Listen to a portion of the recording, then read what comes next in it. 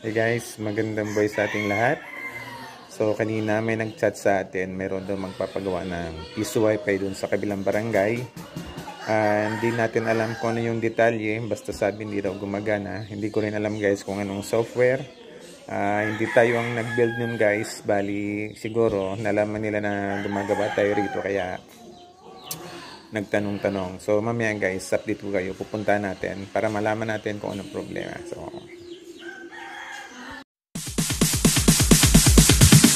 Sorry ass DJ.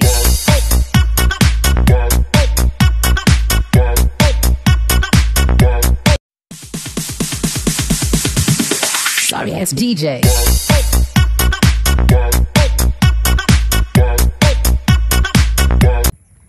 so guys, baka tayo pumunta doon sa ating pagsiservisan. Tingnan muna natin yung napaka-preskong kapaligiran dito sa aming lugar. So ayan, Simayong Volcano guys.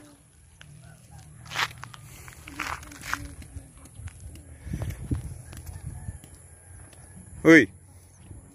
Hoy! Gano'n mo dyan? So ayan yung mga dike. Kikita nyo yung mga semento na yan. Yan yung mga dike na nagpoprotekta sa mga kabahayan dyan pag sumasama yung panahon. Ayan. Ikot muna tayo bago tayo pumunta doon sa piso wifi na sira. Ayan. Ikot muna, isang ikot. So napakalamig dito guys, parang Tagaytay. Ayan. So ayan, nakaikot na. Tara na. Baka gabihin tayo.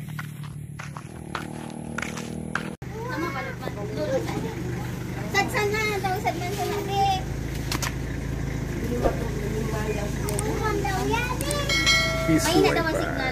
Piso wifi. So ito guys yung may diferensya. So ano ko rin sa chicharon.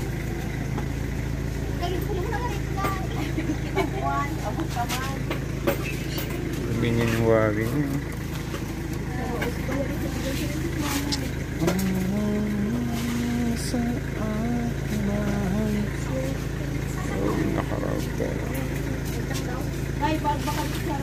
Ang baba lang ng kuha niya, oh, antena. Oh.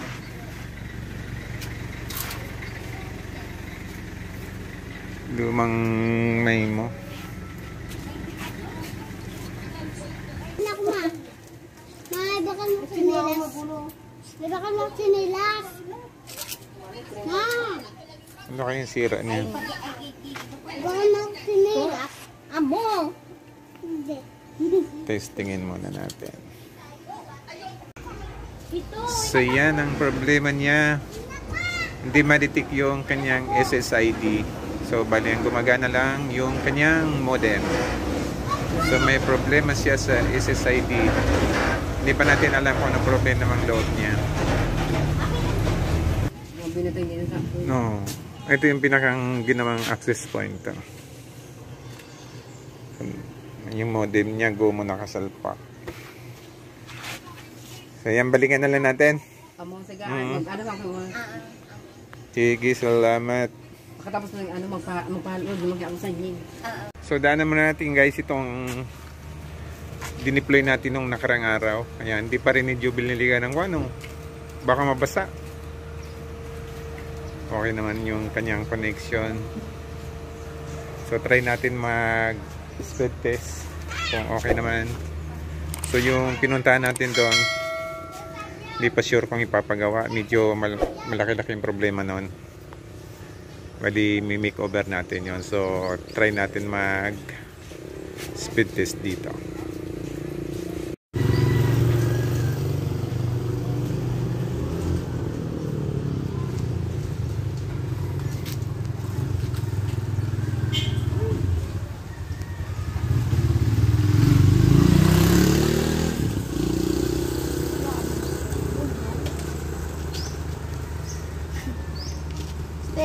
Tumutulong po ko na kayo bulldog.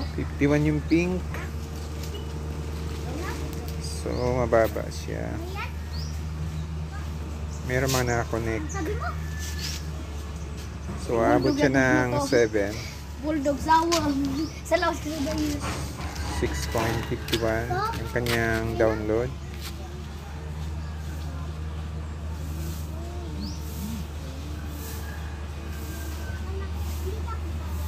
Love 9, 8, 9, 9. Okay, yan. So, okay pa rin siya guys sa mga 20 na users. Pwede ito pagtiyagaan. So, kulang pa rito ang taas ng antena. Yan. So yun guys, pauwi na kami. So wait na lang natin yung go signal na mayari para i-make over natin yung isang piece wifi doon na luma. Siguro punong-puno na ng alikabok yun. Yan. Baka mga ilang araw mag-chat ulit sa atin na papagawa na yun. Yan. So uwi na kami guys. Thank you for watching. Update ko na lang kayo kung anong gagawin namin doon, kung papagawa o hindi. Bye bye. So yun guys, dito na tayo sa bahay. Medyo makulimlim na. Natin ang ilaw. So na-check natin guys yung unit doon. Medyo luma na yung unit niya, saka hindi masyado maganda yung mga paka-setup niya. Bali ang nakita natin na pinakang problema niya doon ay hindi yung bendo ay hindi maka-detect ng SSID. Kaya hindi natin nalaman kung anong laman.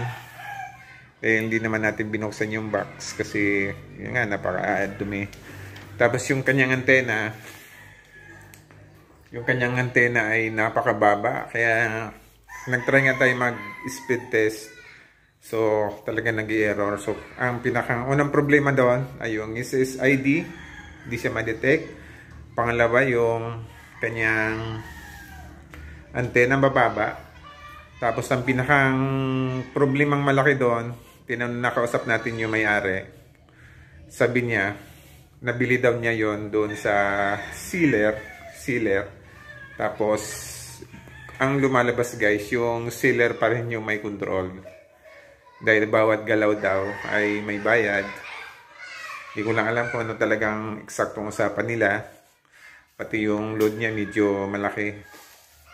Yung monthly binibigay ng load dahil nga doon siya nagpapaload sa sealer. Tapos ang pinakang malaking problema, tinanong ko siya kung pagkatapos niyang nabili yun, nagkabayaran sila kung na-transfer sa kanya yung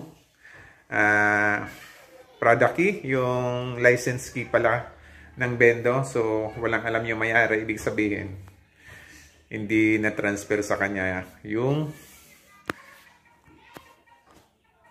license key ng bendo. So malaking problema yung guys kasi baka mamaya, kasi sabi niya almost 5 months na yung di gumagana. So hindi po natin malaman kung activate pa yung kanyang license key o pag halimbawa may problema, hindi alam ng may-ari kung ano yung license key nun, baka magka-isa pang problema yon. So sabi na may-ari, hindi na natin na-videoan yung pag-usap namin. Baka daw i-chat na lang ako kung papagawa. Pero sabi niya papagawa kasi malaki na daw yung loading nila doon. So yun guys, maraming salamat. At meron tayong gagawin. Baka sakaling ipagawa dahil ayaw na niya ipagawa doon sa sealer kasi bawat galaw daw ay may bayad. So ayan, maraming salamat guys sa panonood ng aking mga vlogs, sa aking mga video. Maraming salamat sa suporta. So ayan, God bless and goodbye.